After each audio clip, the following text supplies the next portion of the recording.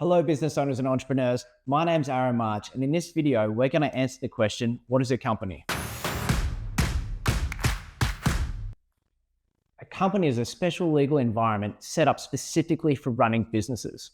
Now, it's got shareholders or the owners, and it's also got directors, but we'll come back to that in a minute. The key part about companies is that in the eyes of the law, a company is a separate legal entity, separate and distinct from the shareholders and managers of the company. Or to put it another way, a company is its own person. And what that means, a company can enter into contracts, it can employ people, it can have a bank account, it even has its own ABN and tax file number. If something goes wrong, a company can sue and be sued. And if a company gets sued, only the assets of the company are at risk. So that's a concept that we call limited liability. What this means is if something goes wrong at the company, the assets of the shareholder managers aren't at risk, and it builds in a layer of asset protection. Think of asset protection as a wall around your assets. Remember Game of Thrones up in the north? You want to build your wall as big as possible to keep everything out. A company continues to exist even if its management and shareholders change. This is a concept known as perpetual succession. And so what that means is the company is not disrupted if something happens to its shareholders and management, such as they pass away or insolvency. The company continues in its own right. A good example of this is, think of Henry Ford. So Henry Ford invented the T-model Ford back in 1908. Henry passed away in 1947, and although it's closed in Australia, the Ford Motor Company continues to trade profitably in America. Now let's talk about shareholders.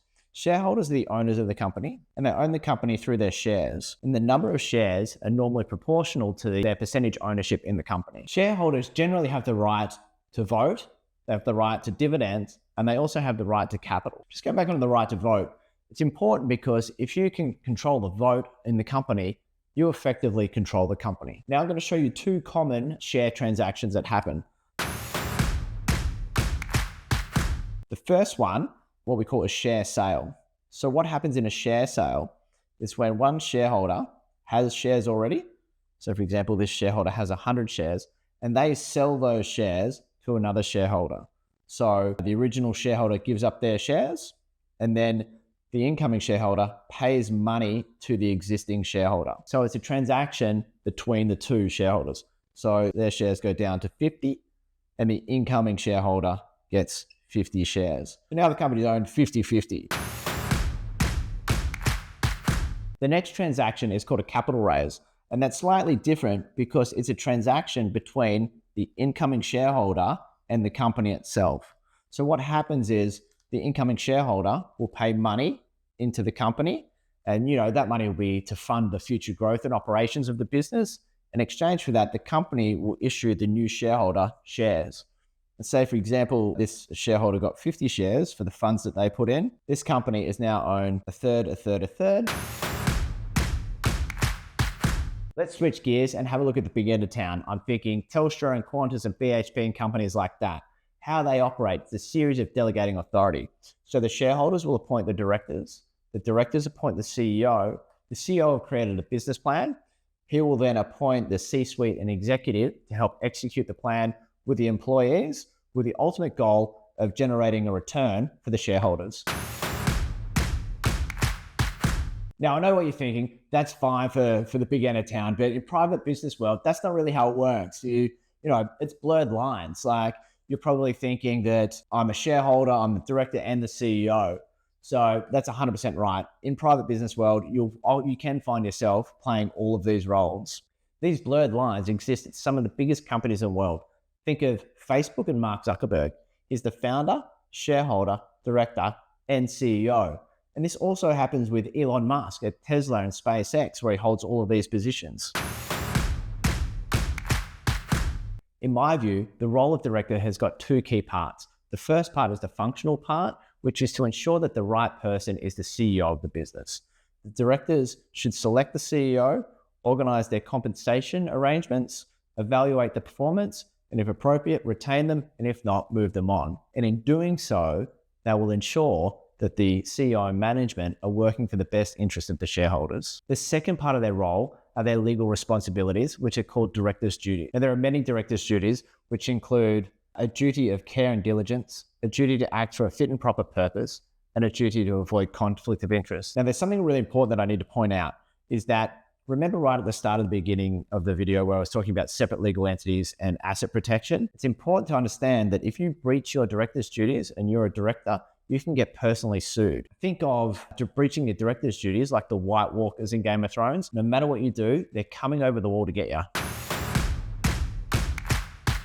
Now let's have a look at the different rules that apply to the company. And the first point to consider is the Corporations Act. So that's the laws that apply to companies. And that's where you find things like the director's duties and the rest of the laws that apply to companies. The second point to consider is the company's constitution, or what I call the company's rule book. In here, you find all the rules about how the company operates. It'll cover many topics such as shares and share capitals, how to appoint directors, powers of the directors, and financial reporting. Business is tough. So while everybody's getting along, it's important that the shareholders establish a set of rules about how they're going to work together. And they do that through a document called a shareholders agreement, or as I call it, business prenup, because as Kanye said, we want prenup, yeah. And so in the business prenup, you're going to cover off a whole range of topics, including access to information. It can also include delegating decision-making. So you can have a series of decisions that the directors can make. And then the next level of decisions up, you might need a majority of shareholders. And then for more important decisions, you might need a special majority of shareholders to pass different decisions. It also often covers off what happens in a dispute. What's the dispute process? How do you value the company? What happens if we want to bring in a new shareholder? Or what happens if one of the shareholders wants to leave? And it also covers off what happens if the company gets an offer to be sold, including, things like drag-along, tag-along clauses. When you put your money into a company, you're creating economic activity, you're employing people, doing things, paying tax. Therefore, the government gives you access to a special tax rate called the corporate tax rate. Now, for big companies, that's 30%. For smaller companies, that's in the mid-20s. However, you only get access to that special rate whilst you retain your money in the company. When you take the money out of your company by dividend, you pay tax in your own name at your personal rates. However, your tax bill is reduced by the amount of tax that the company has paid before by way of a franking credit. This has been a quick overview of a company. In summary, a company is a special legal environment set up for specifically running businesses. Some of the key advantages that we touched on are separate legal entity, limited liability, asset protection, perpetual succession, the ability to transfer ownership of a business, the ability to raise capital, and also access to a lower tax rate. I hope this video is going to help you answer the question, what is a company? Thanks for watching.